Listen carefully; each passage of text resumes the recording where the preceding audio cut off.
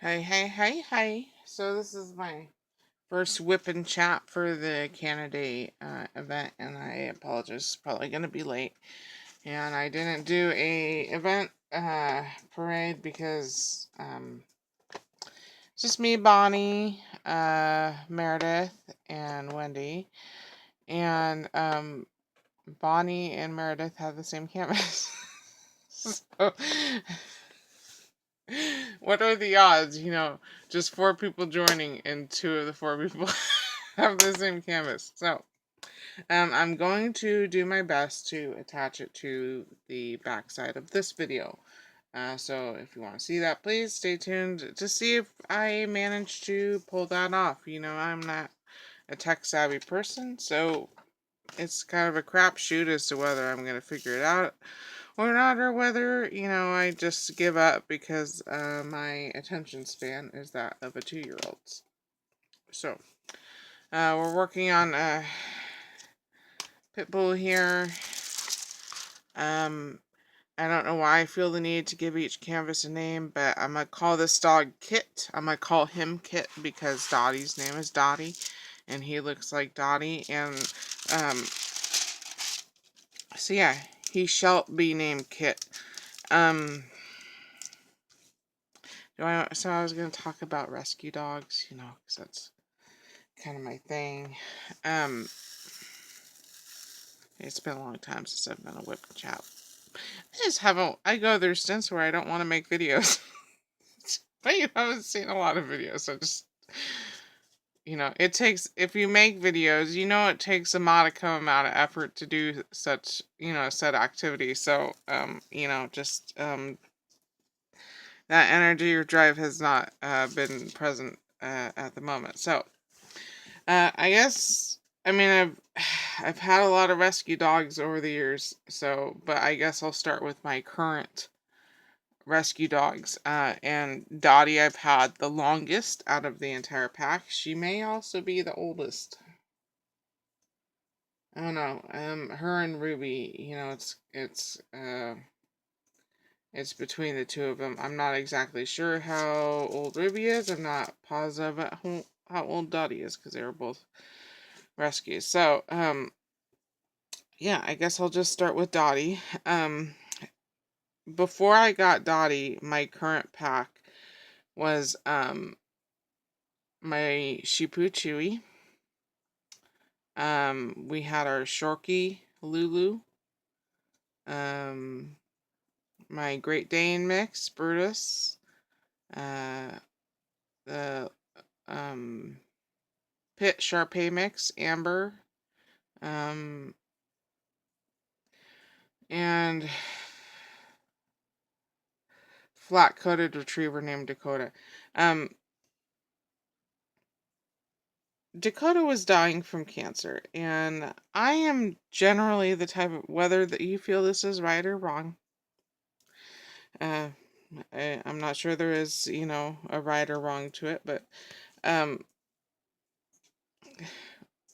when I'm actively grieving, because Dakota was dying from cancer, and it's a slow and painful thing to have to come home to every single day, and that's not fair to the dog to feel that way, but that's reality, is that there's nothing you can do but to watch your dog slowly die in front of you.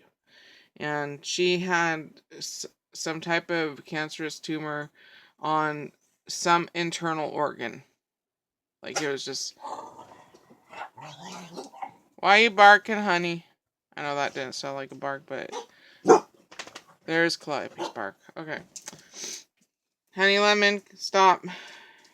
So I was really depressed, and I was like, Mom, I think I want a Chihuahua. And so for a year, it had been kind of bounced around in my brain because I knew the demise for Dakota was coming even before I found out she had cancer, because she'd, have really bad days where she was in pain, and she'd have really bad days where she didn't want to eat, and so I knew the demise was coming before I even had the answers in hand. And Mom's like, okay, so I spent a year looking for a Chihuahua. And I was always on Craigslist. I'd look at rescues, every time I'd find it, because I wanted an old, fat, black Chihuahua. That's what I wanted. And every time I'd find the perfect Chihuahua, they'd either be snatched up or, the rescue would make you jump through so many hoops where it just wasn't freaking worth it, And so, I'd give up there.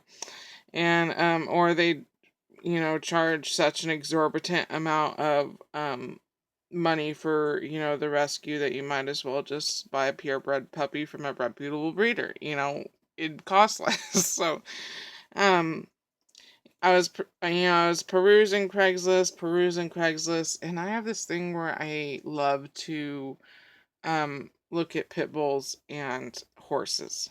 Do I ever want a horse? Absolutely not. Unequivocally, no.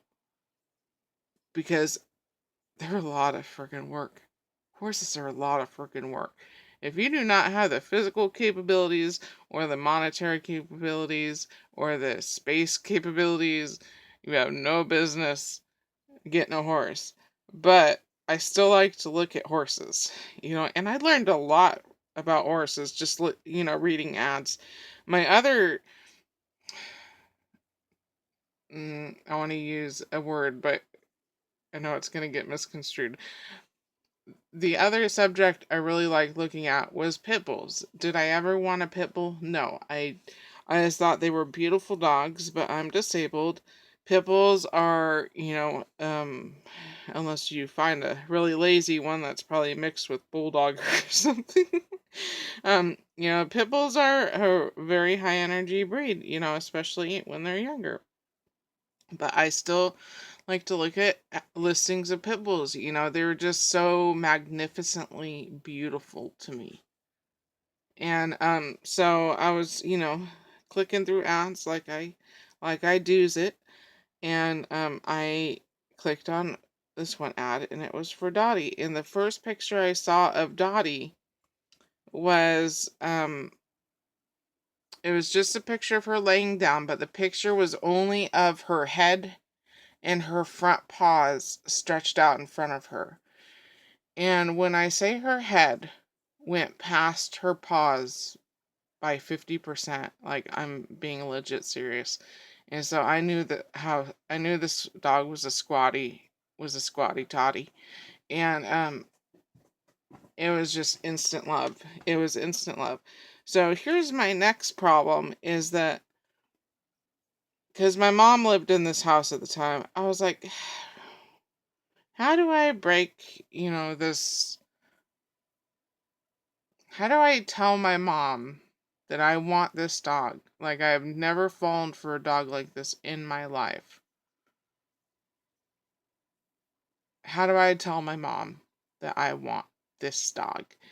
Because she was not a Chihuahua. She was about as far away. Well, I guess as far away from a Chihuahua would be like a Great Dane or Cane Corso or something bigger than a pit bull. But I was like, how am I gonna convince my mother I want this dog? And the story on the ad was that this guy, his wife was going out to work, and when she came out the front door, she realized there was a pit bull in their fenced front yard. Someone had dumped Dottie in their front fenced front yard. And he really liked the dog. She was super awesome. But at the time, he had a job. I think he worked for the military, but it was a job where he had to go away for many months. And at the time, he had 3 adult female boxers already at home. He didn't feel right leaving his dog with a 4th dog. And so he was trying to find Dottie a home. And uh, he had taken her to the vet, had her, scanned for a chip, nothing, of course. So, Mom gets home, and I was like, hey, Mom, I need to show you something. And she comes over to the computer, and I pull up the picture, and she goes, that's a fugly looking dog, because Dottie was emaciated and chewed up. And I was like, are you kidding me? Look at how beautiful she is. And Mom just saw fugly. And so I was like, I don't know how to say this to you or how to ask you. And she knew what I was about to ask her. And she's like, yeah, I don't know how you're going to ask me this either. And I was like, I want this dog. I want this doggy. Can I please have this doggy? And after some pleading, she said yes. And so we went and or I made contact with him, and we were talking a little bit, and then he ghosted me, and a week passed, and I was like, well, this is probably a good thing. I'm only getting a dog because I'm actively grieving for a dog that's trying to die. She's becoming best friends with the Reaper, and it's just so depressing to look at her, and so I was like, this probably a good thing, the universe said, you don't need this dog, and so I guess I don't need this dog. Who am I to argue with what the universe had planned for me? And so, I get into my car, and at the time, I didn't ever carry myself. I really don't like carrying myself. I'm not attached to my cell phone, and so usually, at least when I worked at Walmart, my phone was always in my car, and I had gotten off of work, and there was a text message on my phone, and he's like, so do you still want her? And I was like, I guess, yeah, but I didn't hear anything from you, so I assumed you found a different home for her. He's like, well, can you come meet her this weekend? We can meet at a park. And I was like, sure, let's meet at a park. And so we go down there, and I meet him, and I had brought my dog Amber with me. Amber's my pit Shar-Pei mix. Because Amber is the most confident, like, even-tempered dog I will probably ever have had. She was so secure in herself. She was a good dog for testing out other dogs, basically. And he's like, yeah, I wasn't sure you were gonna show up. I kept trying to rehome her, and then people would show up, and people would do a no-show, and I was like, oh, so you chose a bunch of other people before you chose me. That's why you ghosted me. And then when all those other people fell through, that's when you, out of desperation, you contacted me. Got it. I'm so glad we cleared that up. And I meet her. She growls at me, so that was great. And I was like, he kept talking about how awesome this dog was, how she'd follow you around everywhere. She does not do that anymore. She does not. I think she was scared of getting left behind again. How she follows you everywhere, how he really wish he could keep her. I was like, dude, do you want to keep her? Because I'm not going to take a dog away from you that you actually want. Do you want to keep her? And he's like, I just can't. I just can't with the boxers at home, blah, blah, blah, blah. And apparently, she had gotten along well with the 3 boxers. And so, I felt that she was safe around other dogs, and so that's why I had moved forward with it, because big, powerful bully breeds, you kind of want to make sure that they're safe with other dogs before you bring them home to a pack of geriatric, small, old, and a combination of all 3 of those, to your own pack, and so I kept asking, are you sure? Are you sure? Are you sure you don't want her? And he's like, yeah, I can't take her. And so, I was like, all right, well, I have to bring out my dog Amber first. I was like, do not be alarmed by the way she walks, because at that point in time, Amber was suffering from some nerve damage in her spine, and so she kind of walked in a wibbly wobbly kind of way. She had a hard time finding where her feet were. And I brought her out of the car, and he's like, oh my God. I was like, she's not in pain. She just can't feel where she's going, you know, because she was beat and starved off and on for the first half of her life before I went and got her. And I know that because she was my neighbor's dog. Um, so, you know, we do the meet and greet between Dot and Amber, and everything goes down, you know, fine. And, you know, I take her home.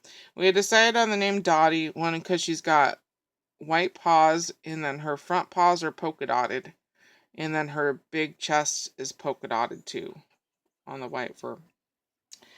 And I grew up watching A League of Their Own, so it kind of went hand in hand. You know, I like the Dottie character, you know, Gina Davis's character in that movie, and she had polka dots. So, you know, and when I said Dottie, my mom was like, "That's the exact name I was thinking of," and I was like, "Okay, well, I guess you know that name was meant to be." So we bring her home, and things are okay. You know, it's rough. It's rough bringing in a new dog into a decent sized pack. And she was, you know, she was like 5 or 6 when I got her. So, um, you know, she was still fairly young. She was emaciated, but also still ripped. So, um, you know, things were fine for the first couple weeks. You know, and then things kind of went south. And I believe, you know, I don't have any concrete evidence because I don't know her life before I got her. But when I did get her, she was covered in scars. There's only a couple scars you can see now. And most of them were caused by me from the various surgeries she's had. But she was covered in scars, and it was mostly her front legs and her face. And so when it's just the front, you know, the front half of the dog, usually that's indicative of a lot of dog fighting. And so, and she wasn't fixed. So I think she has that past of either being used for dog fighting. I don't know how prevalent it is in my area. I don't know. Um, Either being used for dog fighting or just being involved in a lot of dog fights, you know, with no separation. I don't know. And she was a dominant personality dog, and so I knew she would, you know, Amber was kind of my dominant. Amber and Chewy. I mean, Chewy had little man syndrome, so, you know, he was kind of dominant, but really it was Amber who was kind of the pack leader. You know, she was confident, secure. You know, she didn't be mean to be mean, but, you know, she could correct pack behavior if she didn't like it. And, so I knew she would become the pack leader because she was young. She was able-bodied. You know, she didn't have anything wrong with her, you know, essentially from the scarring. And so that did happen. And when that happened, uh, there was a lot of dog fights. She mainly went after the boy dogs. She never touched Dakota, never touched Lulu, but mainly went after the boy dogs. And there was a point where you know, we had to call it because, you know, we so badly wanted it to work with her, you know. And I'm a firm believer that if you don't allow a dog to make mistakes, you can't correct the mistakes. So I didn't think just, you know, when it first started, I didn't think just separating them, you know, just calling it quits and, you know, separating them was the answer. Because, you know, if I don't give her a chance to make mistakes, if I don't give her a chance to screw up, then I can't correct her and tell her it was bad, you know. But something happened that was really serious, and we just, you know, I had to face up to the facts that she was a very powerful young dog. And if I had a pack of younger, able-bodied dogs, you know, it would have been a different story because she would have never gone after another dog without an entire pack jumping on her. but my whole pack was either old, small, or disabled, or a combination of those three things, you know. And so none of my dogs had a chance. Even working together, they wouldn't have had a chance to stop her. So, yeah, Dottie is permanently separated from the rest of the pack. I can still take her on a walk with another dog. I can move her through the house to go out to the bathroom. You know, she's not a dog that, you know, is actively trying to kill another dog, you know, but she's got a switch and she doesn't give you enough warning. So yeah, she's still my baby. Most of the time she lives out in Grandma's house, which Grandma prefers because she's just an easy dog to live with. You know, she's not hyper. She likes, you know, chilling out in the yard during the day on sunny days. You know, she's a big couch potato, as is common with many pit bulls. And yeah, she is my baby. She's my baby. Um, her nickname is Biscuit Breath. She does respond to Biscuit Breath or Biscuit. I've found I call her Biscuit more than I do call her Dottie. I give my dogs a nice formal name and then I call them something really stupid. And so she comes to Biscuit Breath. Yeah, I don't know how old she is now. I think 2018 is when I got fired, so I got her in 2017. And she was 5 or 6, so I don't feel like doing finger math. I'm sure you can do it very easily in your head, but 5 or 6 when I got her in 2017. So, oh shoot, I forgot to take a picture. I keep forgetting to take a picture of this canvas, and then I keep working on it, and then it's like, oh shoot, I forgot to take a picture of this canvas. She's a very cool dog though. Her favorite food is bread. No joke. Like, she will turn away a whole chicken for a sandwich as long as it does not have deli ham in it. She hates ham.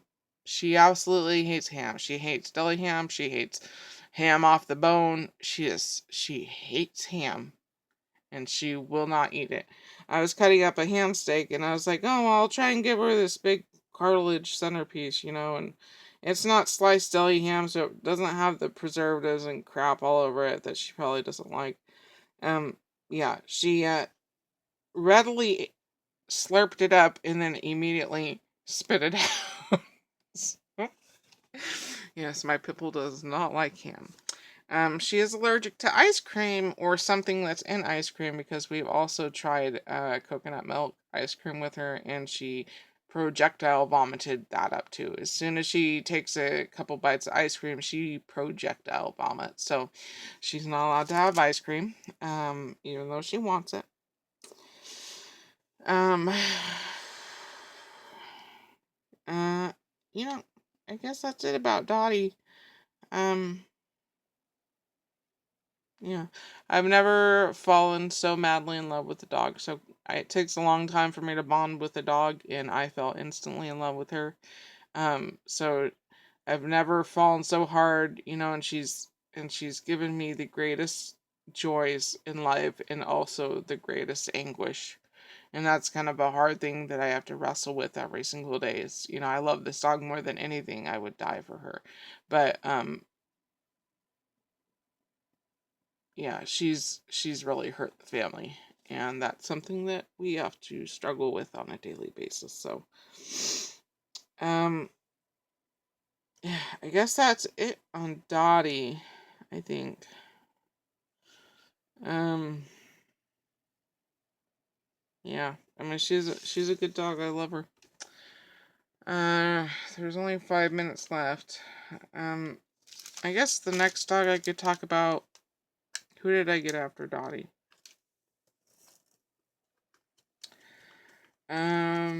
Oh shoot, I don't remember. June. My love, my sweetheart, my ornery little sassy coochie. June. Okay, so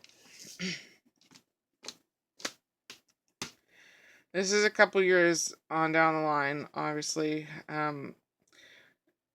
Chewy was really old and feeble, and I didn't want to get another dog when he was so old and feeble. So at the time, we just had Dottie and Chewy that were left. All my other dogs had passed away. And I don't know, maybe I should wait to tell this story because it'll take a hot minute. Yeah.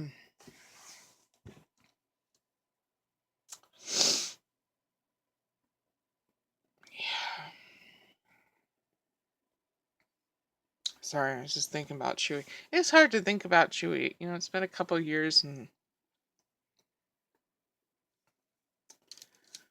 still hard to think about that dog. So I guess I'll stop it there. Like I said, if you want your dog rescue story heard, just send me an email. Even if you're just diving painting along without being a part of the event, you know, you can still send me an email and I'll still read it off. And yeah, I guess that's it. Thank you for the ladies that have joined. I appreciate it.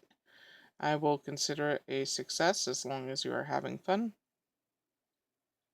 And yes, I will catch you on the next Wip'n'Chat. Adios.